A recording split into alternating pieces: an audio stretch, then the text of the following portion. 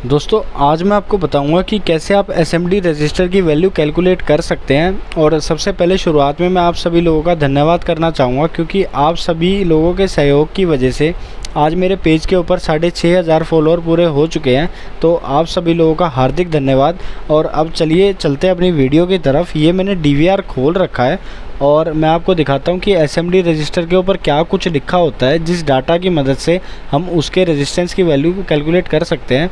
अब ये देखिए R119 एक रजिस्टर है, R132, इन सभी रजिस्टेंस के ऊपर 100 लिखा हुआ है 100, पर इसका मतलब ये बिल्कुल भी नहीं है कि इनकी रेजिस्टेंस की वैल्यू 100 ही होगी। असल में एसएमडी रजिस्टर की रेजिस्टेंस को निकालने का एक अलग फार्मूला है, या आप कह लीजिए एक अलग सिस्टम है, तो वो आज मैं आपको बताता हूँ। अब चलते हैं अपनी कॉपी के ऊपर चलते हैं और फिर मैं आपको बताता हूँ कि कैसे आप एसएमडी रजिस्टर की वैल्यू कैलकुलेट कर सकते हैं। अब मैंने आपको दिखाया कि जितने भी रजिस्टर थे उन पे 100 लिखा हुआ था, तो 100 का मतलब हो गया आपने शुरुआत की 2 डिजिट एज इट इज़ उतार लेनी है। ये मैंने 10 उतार लिया एज इट इज़। और 0 का मतलब है आपने आगे कोई भी ज़ीरो ऐड नहीं करना, क्योंकि यहाँ पे 0 लिखा है, तो इसलिए 10 ओम का रजिस्टर है। अब फॉर एग्जांपल अगर इधर 102 लिखा होता तो शुरुआत की 2 डिजिट हमने एज इट इज़ उतार लेनी थी 10 और इंटू 10 की पावर 2 से मल्टीप्लाई कर देना था। मतलब जितना भी नंबर लास्ट में लिखा होगा उतने ही नंबर से 10 करके आपने मल्टीप्लाई कर देना है। फॉर एग्ज़ाम्पल अगर 103 लिखा हुआ है तो 10 को एज इट इज़ उतार लीजिए और फिर आगे यहाँ पे 3 लिखा हुआ है तो इसलिए 10⁻³ से मल्टीप्लाई कर दीजिए। ठीक है, तो आप इस तरीके से आप एसएमडी रजिस्टर की वैल्यू निकाल सकते हैं।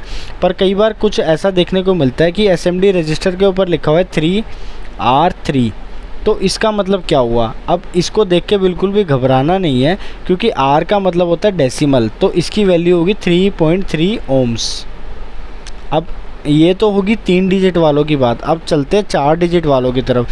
जैसे किसी रजिस्टर के ऊपर एसएमडी रजिस्टर के ऊपर लिखा हुआ है 1024, तो इस केस में आपने जब 4 डिजिट वाला केस हो तो शुरुआत की 3 डिजिट एज इट इज़ उतार लेनी है।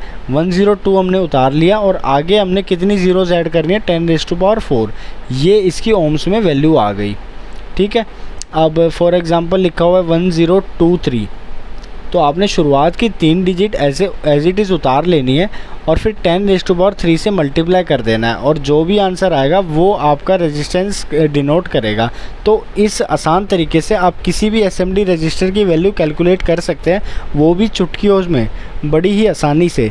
तो अगर अभी भी कोई डाउट रह गया हो तो आप मेरे से कमेंट बॉक्स में पूछ सकते हैं। और आप सभी लोगों का वीडियो देखने के लिए धन्यवाद।